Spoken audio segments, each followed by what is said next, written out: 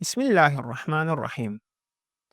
Xəstə olduğu üçün bir şəxs Ramazan ayında oruc tuta bilmir və həmin xəstəliyi il ərzində davam eləyir. Hətta sual verən soruşur ki, bir neçə il davam eləyir. Yəni Ramazan ayı bitdikdən sonra da belə sağalmamışam ki, həmin tutmadığım orucların qəzasını yerinə yetirim. İndi mənim vəzifəm nədir? Həmin orucları qəza etməliyəmmi? Cavab bu şəkildədir. Əgər bir şəxsin xəstəliyi növbəti Ramazan ayına qədər davam edərsə, bu orucların qəzası ona vacib olmaz. Bunun əvəzinə hər gün üçün 750 qram fidyə kasıblara verməlidir.